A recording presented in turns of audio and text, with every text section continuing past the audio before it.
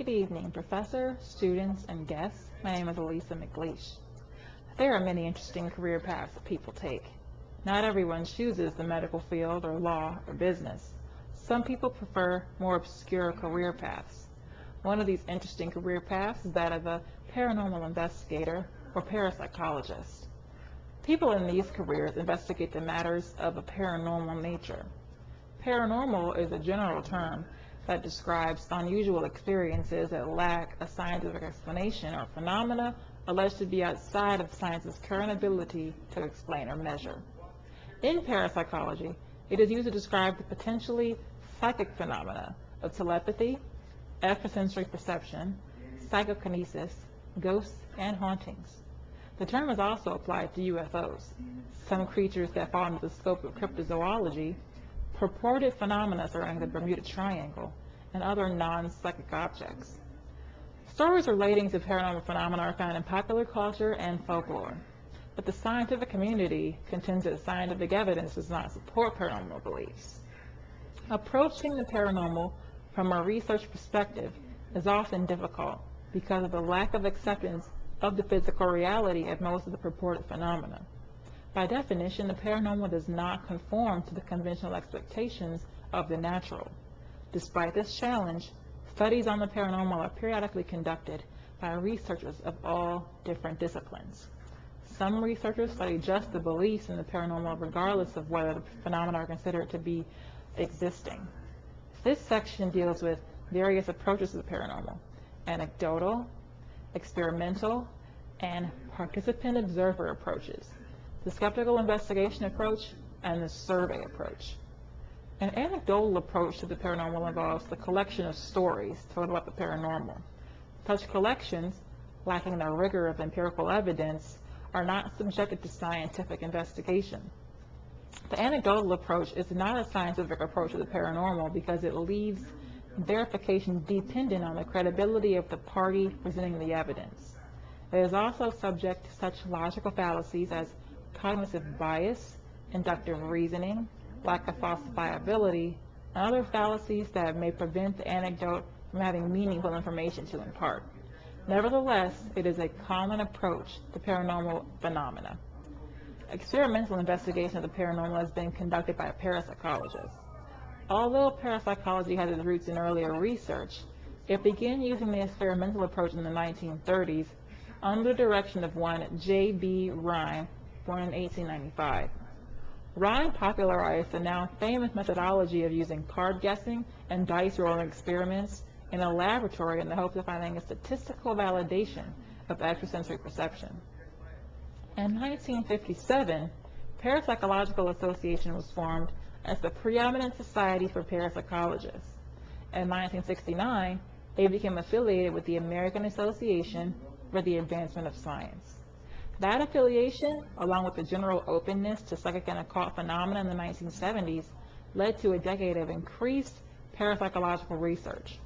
During this time, other notable organizations were also formed, including the Academy of Parapsychology and Medicine, the Institute of Parascience, the Academy of Religion and Psycho-Research, the Institute for Noetic Sciences, and the International Killian Research Association. Each of these groups perform experiments on paranormal subjects in varying degrees. Parapsychological work was also conducted at the Stanford Research Institute during this time.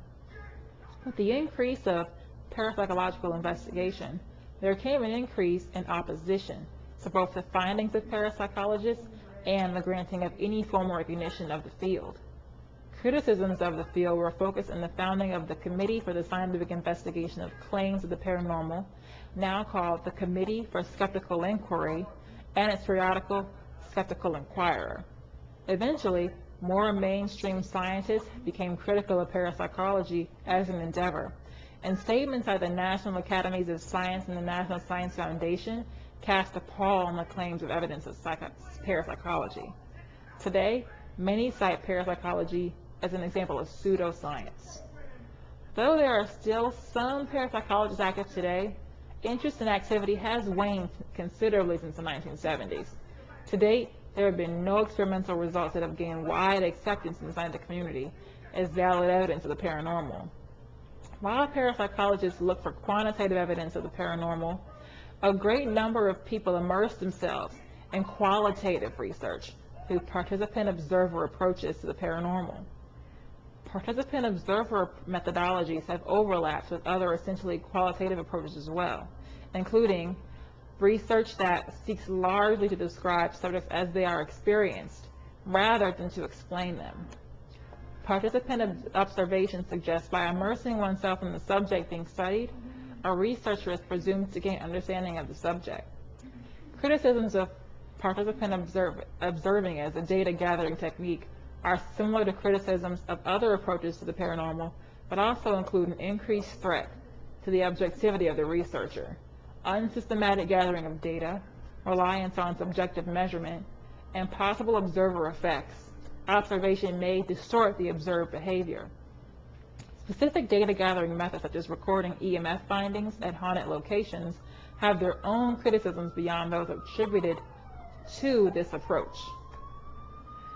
The participant-observer approach to the paranormal has gained increased visibility and popularity through reality-based television shows like Ghost Hunters and the formation of independent ghost hunting groups which advocate immersive research at alleged paranormal locations.